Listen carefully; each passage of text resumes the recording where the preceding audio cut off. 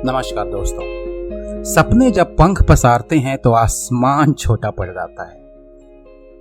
कई बार तो हम अपनी पूरी ताकत झोंक देते हैं अपने सपनों को पूरा करने के लिए, लेकिन फिर भी कुछ सपने हम सबके दिल में अब भी साकार होने का इंतजार कर रहे हैं। कहीं कुछ तो है जो हमारे सपनों की उड़ान पर अंकुश लगा देता है।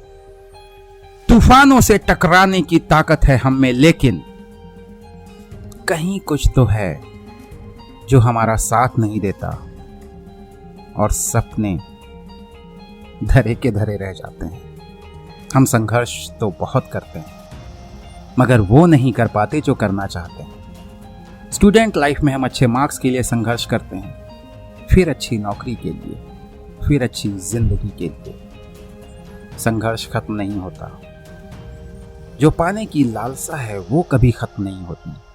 जिंदगी जरूरतों से शुरू होकर जरूरतों में ही सिमट जाती है। ऐसा नहीं है कि हमारी किस्मत खराब है, ऐसा भी नहीं है कि हमें काबिलियत नहीं है। फिर इतना संघर्ष क्यों? ऐसा क्यों होता है कि हमें अपनी मेहनत का सही रिजल्ट नहीं मिलता? ऐसा क्यों होता है कि जो हम डिजर्व करते हैं हमें अक्सर उससे कम ही मिलता है?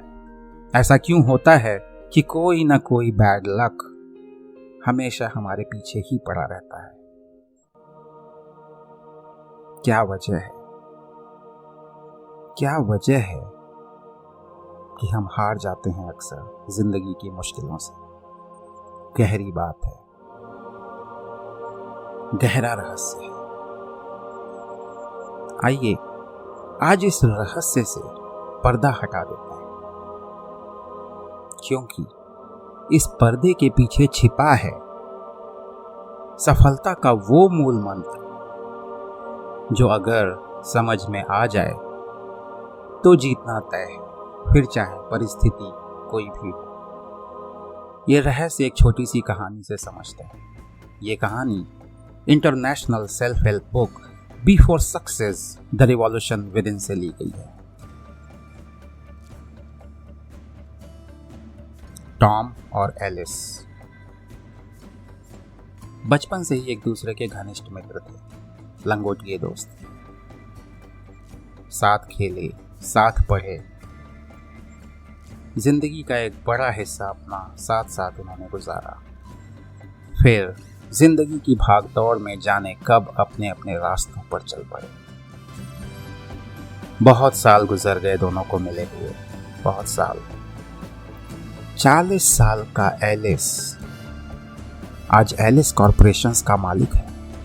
हाँ, एलिस कॉर्पोरेशन ये वही कंपनी है जो पिछले 5 सालों से लगातार world's fastest growing multinational companies की लिस्ट में अपनी बढ़त बनाए हुए है।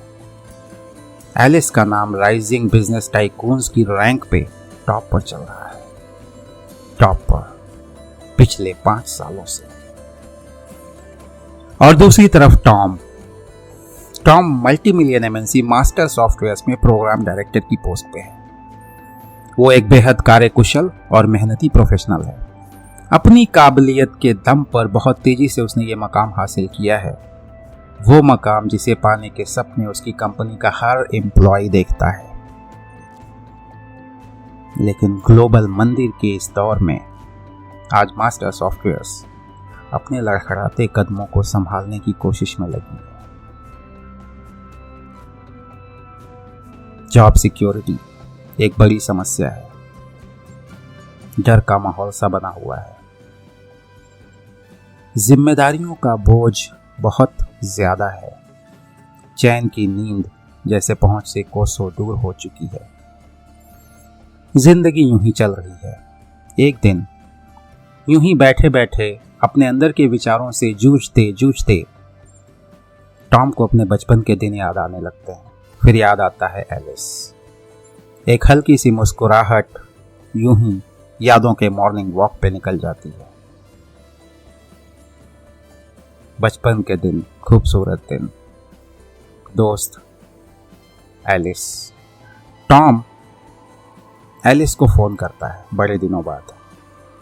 हेलो एलिस, कैसा है तू? एलिस इस प्लेजेंट सरप्राइज से खिलखिला उठता है। बहुत बढ़िया हूँ मेरे दोस्त, तू कैसा है टॉम? टॉम थोड़ा शक पकाते हुए बोलता है, एलिस इस वीकेंड आउटिंग पे चलेगा, I just want to meet. ओ भाई, मुझे थोड़ा सा हिचकिचाते हुए एलिस जैसे अपना कोई प्रोग्राम पोस्टपोन करता है और फिर बोलता है, ओके चल, वहीं चलेंगे रिवर साइड फॉरेस्ट कैंपिंग के लिए। वाह क्या बात है मेरे दोस्त, सही चूज किया तूने। टॉम खुश हो जाता है। फिर मिलते हैं वीकेंड पे। वीकेंड आया और दोनों दोस्त चल पड़े अपने मीटिंग स्पॉट की ओर। शहर से दूर एक शानदार रिवर साइड था वो, प्राकृतिक सौंदर्य से भरपूर। प्रकृति की गोद में अक्सर हमारे दिल और दिमाग को सुकून मिलता है, बहुत सुकून। हरे भरे पेड़, चारों ओर जंगली फूल, ठंडी हवा, पेड़ों के बीच से छन कर आती धूप,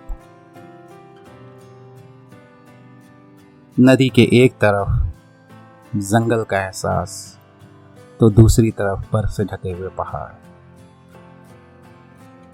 पंछियों के चहकने की आवाज, नदी का बेहद साफ कल कल करके बहता हुआ पानी और पानी की सतह पर तैरते हुए मासूम से बर्फ के छोटे छोटे टुकड़े। एक खुशनुमा शांति का एहसास और उस शांति के बीच में कोल्ड ड्रिंक के ढक्कन के खुलने की आवाज। इतने सालों बाद टॉम से मिलकर एलिस बहुत खुश था। टॉम, तुझे याद है लास्ट टाइम हम यहाँ तब आए थे जब हम हाई स्कूल में थे। तब ये जगह बिखरी हुई सी थी और आज तो ये वेल डेवलप्ड रिसोर्ट बन चुका है। अमेजिंग है ना? समय कितनी तेजी से गुजर गया मेरे दोस्त। हाँ दोस्त, बहुत साल बीत गए, समय बहुत तेजी से गुजर गया। तू एक मिलेनियर बन गया और मैं आज भी अपने बुरे वक्त से जूझ रहा हूं। पता नहीं क्यों, बदकिस्मती हमेशा मेरे साथ चलती है। टॉम की आवाज में अपनापन तो ढेर सारा था, लेकिन थोड़ा सा तंज भी था, जैसे कि भगवान ने उसके हिस्से में सिर्फ बदनसीबी दे दी हो और एलिस के हिस्से में झोली भर के खुशनसीबी। ये सुनकर एलिस थोड़ा हल्के से मुस्कुराया। उसे देखकर टॉम भी मुस्कुराने लगा और मजाक करते हुए बोला, एलिस तुझे याद है उस दिन मुझे नदी के पानी पे तैरता हुआ एक खूबसूरत सा बर्फ का टुकड़ा मिला था जो दिखने में बिल्कुल एक क्राउन जैसा था। मैंने वो आइस क्राउन तुझे गिफ्ट कर दिया था। टॉम की आवाज में अब खुशी की चहक थी। हाँ बिल्कुल याद है मेरे दोस्त, एलिस बोला। और मैं आफ्टरनून नैप के लिए कैंप के अंदर जाने से पहले तुझे वो क्राउन देकर वापस बोला था कि इसे नदी में डाल दे मेरे दोस्त। आखिर आइस ही तो है, मैं कब तक अपने पास रख पाऊंगा इस मेल्टिंग गिफ्ट को। याद है ना? हाँ बिल्कुल, टॉम तपाक से बोला। लेकिन मैंने उसे नदी में नहीं फेंका। तो फिर तुमने उस क्राउन का क्या किया टॉम? एलिस ने पूछा। ऐसी लुभावनी चीज को क्यों फेंकना? कितना शानदार लग रहा था वो मुकुट। ऐसा लगा जैसे वो मेरा गुड लक है। मैंने उसे ध्यान से देखा, जैसे उसमें से दिव्य प्रकाश निकल रहा हो। मैंने उसे अपने सर पे पहन लिया। कुछ पल के लिए लगा कि मैं ही हूं पूरी दुनिया का किंग। अमेजिंग एहसास था वो। अगले ही पल वो बर्फ का टुकड़ा पानी की तरह मेरे ऊपर बह निकला, गायब हो गया। मुझे लगा जैसे मेरी कोई बहुमूल्य चीज अचानक से खो गई हो। टॉम सब कुछ गहरे एहसास के साथ एक ही सांस में बोल गया। अपनी सांसों को बटोरते हुए वापस अपने वर्तमान में आया और फिर आराम से बोला, जाने दे यार, सब बेकार है। मेरा बुरा वक्त कल भी था और आज भी है। टॉम का ये हाव भाव देखकर एलिस आश्चर्यचकित था। वो लगभग चिल्लाते हुए बोला, अरे मेरे दोस्त, तूने उस मुकुट को नहीं पहना बल्कि अपने डार्क ईगो को पहन लिया। तेरे ऊपर तेरा बैड लक नहीं, तेरा डार्क ईगो हावी है। तू उसे ही झेल रहा है, हर दिन हर पल वही तेरी बेचैनी का कारण है। उसी ने तुझे उलझा रखा है, वरना आज तू करोड़पति तो छोड़ अरबपति होता मेरे दोस्त। कुछ समझा तू? एलिस की आवाज में कॉन्फिडेंस था, गहरा अपनापन था और एक गहरी प्रेरणा थी जो चीख चीख कर टॉम के अंदर छिपे डार्क ईगो से जन्मे लालच और नकारात्मक सोच को ललकार रही थी। एलिस के इस रूप को देखकर टॉम तो जैसे सन्न था।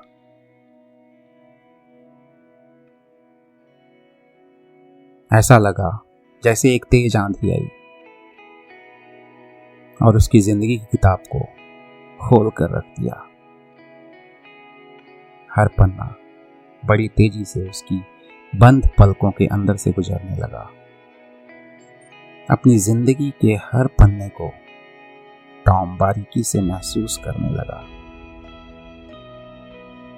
उसे हर पन्ने पर अपने ही डार्क ईगो का फुटप्रिंट साफ दिखने लगा।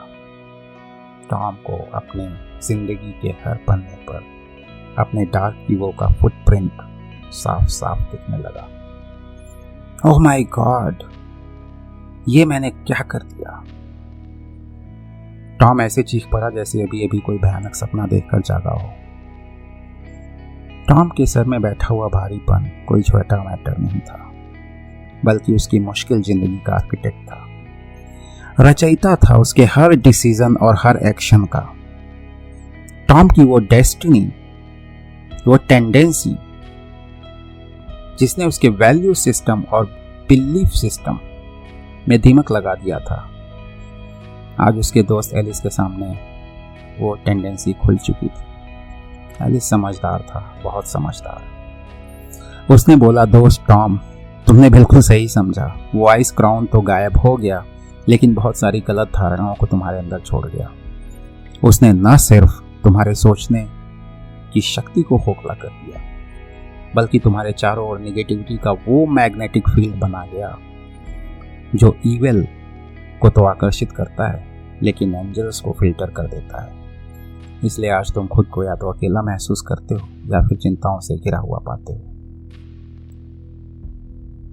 टॉम का अंतर मन गलत दिशा में चल रहा था अब तक। उसके सोचने की क्षमता बहुत पहले ही प्रदूषित हो चुकी थी। टॉम लकी था, उसके पास एलिस जैसा दोस्त था जो वापस टॉम की सोच को सही दिशा में ले गया। कहानी यहीं खत्म होती है मेरे दोस्त, लेकिन एक बहुत बड़ा सवाल छोड़ जाती है। क्या आपके अंदर भी कोई इनविजिबल क्राउन समाया हुआ है, वैसा ही जैसा कि टॉम ने पहन लिया था कभी अपनी एक इनोसेंट सी एज में? वो मुकुट इनविजिबल था, किसी को भी नहीं दिखता था, टॉम को भी नहीं, लेकिन उसका असर साफ दिखता था टॉम के पूरे जीवन पर। उस मुकुट के होने का एहसास उन्मुक्त था। वो एहसास टॉम के भीतर हर पल प्रबल था। जाने अनजाने ही वो एहसास टॉम के जीवन में असहनीय परिस्थितियां पैदा कर रहा था। कैसे? समझने की कोशिश करता है। इमेजिन कीजिए, टॉम ने एक हैवी मुकुट पहन लिया जो कि अदृश्य था। शुरू में मुकुट का भार हर समय महसूस होता रहा, उसे अनकंफर्टेबल लगता रहा। टॉम इस भार की वजह से बेचैन था, ना ही स्वाद लेकर खाना खा पाता, ना ही चैन की नींद सो पाता, ना ही पार्टीज में एंजॉय कर पाता, ना ही ठंडे दिमाग से दूर की सोच पाता। किसी भी काम में ना तो अपना 100% अटेंशन दे पाता और ना ही अपनी पूरी कैपेबिलिटी से काम कर पाता। उसे जो भी चाहिए था उसे पाने के लिए उसे 2 गुना संघर्ष करना पड़ता। इस अनवांटेड संघर्ष से उसके अंदर फ्रस्ट्रेशन का जन्म हुआ। वो फ्रस्ट्रेशन उसके बिहेवियर में साफ साफ दिखने लगा। बिहेवियर अच्छा ना हो तो इंसान अकेला पड़ जाता है। टॉम के साथ भी ऐसा ही हो रहा था। लोगों से उसे अच्छा रिस्पॉन्स नहीं मिलता, वो खींचा खींचा सा रहने लगा। अकेलापन उसका साथी बन गया। ना कोई सलाह देने वाला था और ना ही वो किसी की सलाह में कोई इंटरेस्ट लेता था। उसका सोशल नेटवर्क सिमटता गया। समय गुजरता गया और फिर धीरे धीरे टॉम को इस डिस्कम्फर्ट की आदत पड़ गई। ये डिस्कम्फर्ट अब उसका कंफर्ट जोन बन चुका था। मुकुट का भार अब भी उसके अंदर समाया हुआ था, लेकिन महसूस नहीं होता था। टॉम उसे अपना बैड लक समझने लगा था। डार्क ईगो रूपी उस मुकुट का ही असर था कि वो नई और शानदार अपॉर्चुनिटीज को या तो अनदेखा कर देता या फिर उनमें कमियां निकाल देता। उलझा रहता था बस छोटी छोटी सी बातों में। फिर भी टॉम मेहनती था। उसका हार्ड वर्क और पैशन उसे सफल तो बना गया, लेकिन एलिस के जितना नहीं। वहीं दूसरी तरफ एलिस की लाइफस्टाइल पूरी तरह अलग थी। किसी इनविजिबल क्राउन के इफेक्ट से इन्फेक्टेड नहीं थी। आउटिंग वाले दिन टॉम की बातों में एलिस को उसकी प्रॉब्लम का रूट कॉज समझ में आ गया। दोनों की दोस्ती पक्की थी, ट्रस्ट लेवल बहुत हाई था। एलिस के एक इशारे से ही टॉम संभल गया और अपने थॉट प्रोसेस को सही दिशा में ले गया।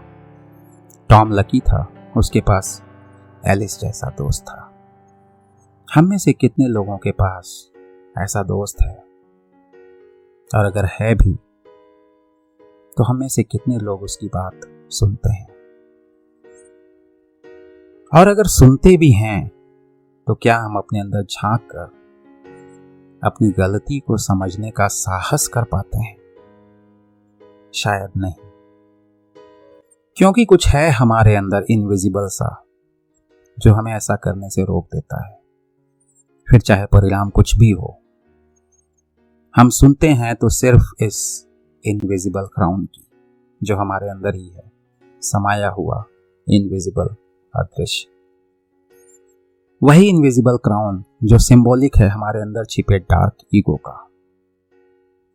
डार्क ईगो जिससे पनपता है लालच, घमंड, सुपीरियरिटी का एहसास, जिससे गायब हो जाता है हम्बलनेस, फ्रेंडलीनेस और उन्मुक्त सोच का अभाव जिंदगी में बढ़ता चला जाता है।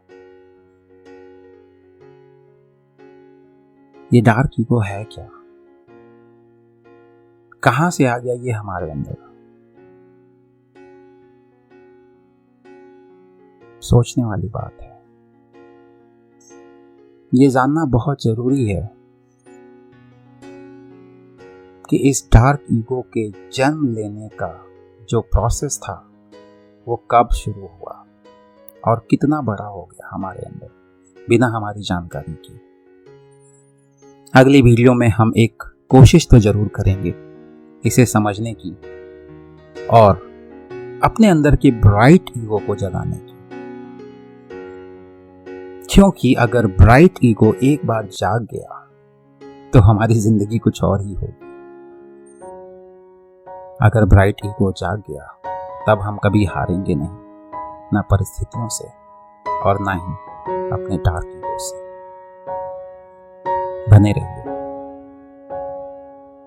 अगली वीडियो बस आ ही रही। Thank you very much.